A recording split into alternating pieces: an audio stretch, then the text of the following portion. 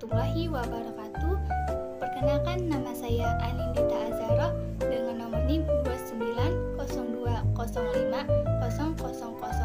Prodi Akuntansi semester 4 Universitas Pancasakti Bekasi. Di sini saya ingin membahas tugas UTS Intermedia Akunting 2 dengan dosen pengampu Bapak Edi Purwanto Eskom MM. Aktiva tetap berwujud. Perolehan, pengeluaran selama penggunaan dan pemberhentian. Pengertian aktiva tetap adalah aktiva berwujud yang diperoleh dalam bentuk siap pakai atau dibangun lebih dahulu, yang digunakan dalam operasi perusahaan, tidak dimaksudkan untuk dijual dalam rangka kegiatan normal perusahaan. Karakteristik aktiva tetap berwujud yang A. Aktiva yang dimiliki untuk digunakan dan tidak untuk investasi. B. Aktiva harus mempunyai umur lebih dari 1 tahun. C. Secara alamiah, aktiva harus dapat dilihat secara fisik. Klasifikasi aktiva tetap berwujud. Secara umum, klasifikasi dari aktiva tetap berwujud dalam laporan keuangan dapat berupa tanah, bangunan, dan mesin, dan peralatan. Tanah merupakan salah satu aktiva tetap berwujud yang berbeda dengan aktiva tetap lainnya, yaitu tidak pernah usang atau secara fisik berkurang manfaatnya karena digunakan. Bangunan, harga perolehan bangunan termasuk semua pengeluaran yang berhubungan perolehan atau pembangunan. Mesin dan peralatan termasuk juga mesin dan peralatan pabrik dan kantor, perabotan kantor, dan peralatan pengangkut. Pengeluaran selama penggunaan. Selama penggunaan aktiva dalam perusahaan dapat terjadi pengeluaran seperti perawatan yang bersifat rutin dan pengeluarannya relatif kecil atau besar, perbaikan, penambahan, dan pengaturan kembali layout mesin. Penghentian dan pelepasan aktiva. Aktiva tetap yang dimiliki oleh perusahaan dihentikan penggunaannya dengan cara dijual, ditukar, dan tidak digunakan karena rusak. Contoh soal: PT Suara sedang mempertimbangkan untuk membeli kendaraan seharga 15 juta rupiah.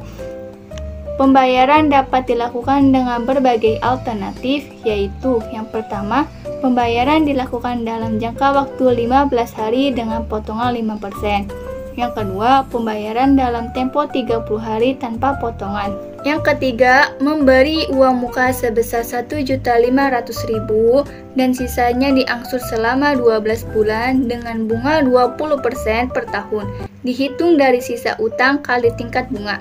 Jurnal yang dibuat untuk ketiga tipe pembayaran adalah: jurnal pertama, kendaraan sebesar 13.500.000. Kas sebesar 13.500.000.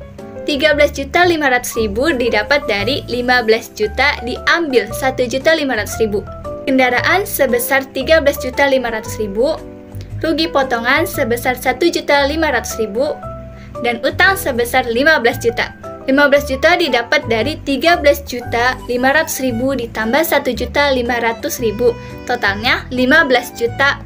Kendaraan sebesar 13.500.000, rugi potongan sebesar 1.500.000, biaya bunga sebesar 2.700.000, kas sebesar 1.500.000, utang sebesar 16.200.000.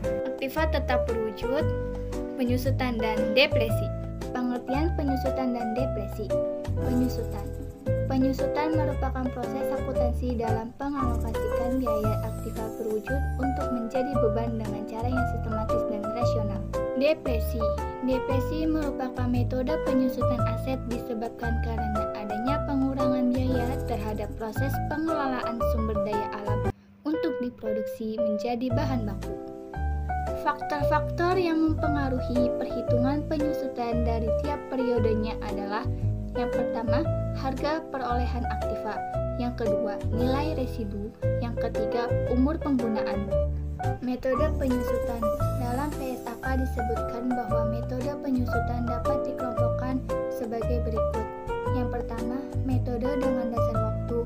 Ada garis lurus, ada pembebanan menurun, jumlah angka tahun, saldo menurun, sama saldo menurun ganda. Yang kedua, metode aktivitas penggunaan. Ada jam jasa sama jumlah unit produksi. Yang ketiga, metode berdasarkan jenis dan kelompok, ada persediaan sama anuitas. Yang metode garis lurus. Metode ini banyak digunakan oleh perusahaan karena cukup mudah menghitungnya.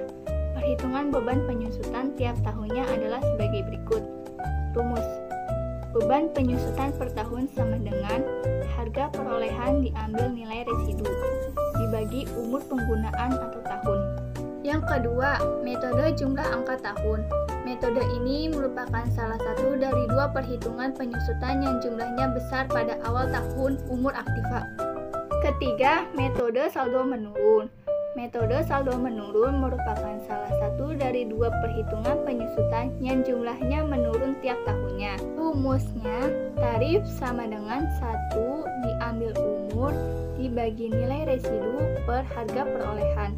Kelemahan dari rumus perhitungan tarif tersebut yaitu apabila nilai residu tidak diketahui, maka tarif penyusutan tidak dapat dicari. Keempat, metode saldo menurun ganda.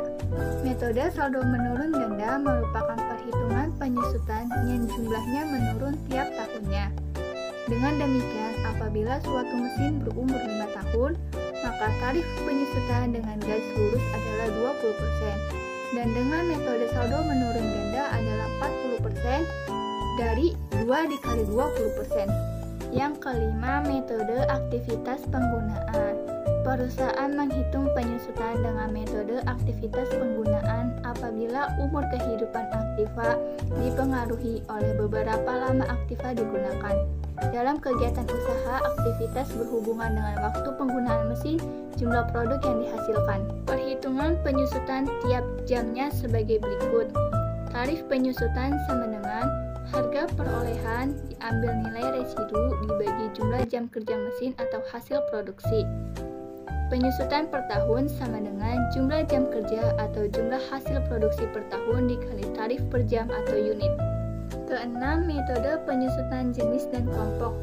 Penyusutan kelompok akan digunakan untuk jenis aktiva yang heterogen dan mempunyai karakteristik yang sama tetapi mempunyai umur dan nilai residu yang berbeda-beda. Contohnya, metode penyusutan berdasarkan jenis akan dipakai untuk aktiva yang berupa komputer atau kendaraan terutama yang sejenis. Yang ketujuh, penyusutan berdasarkan jenis.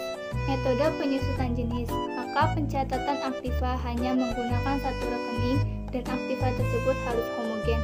Tarif penyusutan didasarkan pada rata-rata umur kelompok aktiva yang dimiliki, sedangkan cara menghitung besaran penyusutan per tahunnya adalah sebagai berikut. Penyusutan sama dengan harga perolehan diambil nilai residu dibagi umur penggunaan. Yang kedelapan, penyusutan kelompok. Apabila aktiva yang dimiliki oleh perusahaan heterogen dan mempunyai karakteristik dan kegunaan yang hampir sama, maka penyusutannya menggunakan penyusutan kelompok. Perkiraan yang digunakan adalah hanya satu, yaitu akumulasi penyusutan. Yang kesembilan, pemberhentian dan penggantian. Metode pemberhentian harga perolehan aktiva lama dikurangi dengan nilai residu adalah beban biaya apabila aktiva tersebut dihentikan dari pemakaian. Sedangkan dengan metode penggantian, harga perolehan aktiva baru dikurangi dengan nilai residu aktiva lama apabila ada pembelian baru. 10. Sistem persediaan. Sistem persediaan digunakan dalam kondisi di mana terdapat sejumlah besar aktiva yang harganya relatif murah, misalnya peralatan di perusahaan, sendok di restoran. Hitungan biaya penyusutan tiap tahunnya dengan cara mengalihkan jumlah unit pada akhir tahun dengan harga penggantiannya. Metode ini pada dasarnya kurang sistematis dan tidak rasional untuk alokasi biaya. Yang ke-11, depresi. Perhitungan depresi menggunakan metode jumlah yang diproduksi lebih logis daripada metode yang mendasarkan pada waktu. Sedangkan biaya untuk perbaikan lingkungan dalam rangka mempersiapkan tanah untuk berbagai penggunaan sebaiknya dianggap sebagai nilai residu. Persamaan depresi adalah rumus depresi. Depresi sama dengan harga perolehan diambil nilai residu dibagi jumlah kandungan sumber alam. Contoh soal. Perusahaan ABC membeli 1 unit mesin dengan harga perolehan 6 juta dan taksiran umur penggunaan selama 4 tahun.